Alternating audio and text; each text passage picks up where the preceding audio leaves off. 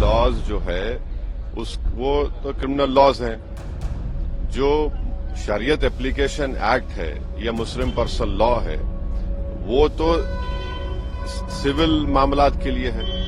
अब अमित शाह देश को बताएं कि जिस स्टेट से वो आते हैं, गुजरात से, वहां पर डिस्टर्ब एरियाज एक्ट है। एक हिंदू अपना घर मुसलमान को नहीं बेच सकता। सर, अमित शाह कह रहे हैं कि पर्सनल लॉज अगर आप उनके फेवर में है तो कांग्रेस को ये भी बताना चाहिए क्या वो शरिया के भी फेवर में है, क्योंकि शरिया में है कि अगर आप चोरी करेंगे तो आपके हाथ काट दिए जाएंगे। पर ऐसे कैसे सिलेक्टिव होता है? एक बात सुनिए, क्रिमिनल लॉज जो है वो तो क्रिमिनल लॉज हैं। जो शरीयत एप्लीकेशन एक्ट है या मुस्लिम पर्सन लॉ है वो तो सिविल मामलात के लिए है।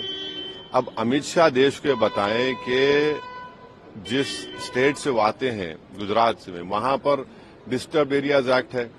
एक हिंदू अपना घर मुसलमान को नहीं बेच सकता, मुसलमान हिंदू को नहीं बेच सकता, और बरसों से चले आ रहा है। वो संविधान का वायलेशन नहीं है। वो गुजरात में और जहां जहां बीजेपी सत्ता में है वहां पर आप कन्वर्जन के खिलाफ कानून बना दिए, जबकि संविधान में राइट टू चॉइस एक फंडामेंटल राइट है।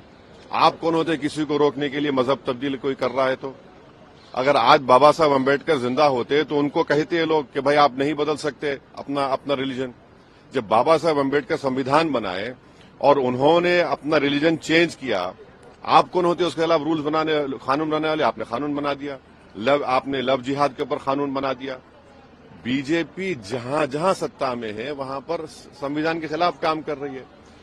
गोवा में बीजेपी की सरकार है, वहां पर कानून ये है कि अगर कोई 25 साल और 30 साल के दरमियान में कोई हिंदू महिला है, वाइफ है, और अगर वो इस उम्र के दरमियान में बेटे को जन्म नहीं देती है तो उसके हस्बैंड को दूसरी शादी करने का राइट है। उसको निकलवाइए। आप कानून बना रहे हैं कि कौन क्या खा सकता है, क्या नहीं खा सकता। आप हरियाणा में गौरक्षक को पुलिस पावर्स दे रहे हैं, वो पकड़े और मारे लोगों को। ये संविधान में है क्या? ये तो ये साफ जाहिर होता है कि अमित शाह और बीजेपी में एक डिस्क्रिमिनेटरी, उनके पास एक पॉलिसी है मुसलमानों के खिलाफ। और भारत के संविधान में फ्रीडम ऑफ रिलीजन एक फंडामेंटल राइट है। आर्टिकल 26 में रिलीजियस डिनोमिनेशन को इख्तियार है कि अपने मजहबी इदारों कायम करे। तो ये दोनों फंडामेंटल राइट्स का वायलेशन कर रहे हैं। और क्या यूसीसी में सिर्फ डायरेक्टिव प्रिंसिपल का यूसीसी है? डायरेक्टिव प्रिंसिपल में यह भी लिखा गया कि भारत में तिरस्सों से सबको बांटा जाए। डायरेक्टिव प्रिंसिपल में भी कि शराब पर पाबंदी आयद कर। हमेशा शराब पर पाबंदी क्यों नहीं आयद करते पूरे देश में? चलिए करिए, क्यों नहीं करते आप? डायरेक्टिव प्रिंसिपल में बहुत सी चीजें हैं जिसका वो सेलेक्टिवली भूल जाते हैं उन चीजों को। लॉज जो है वो तो क्रिमिनल लॉज हैं।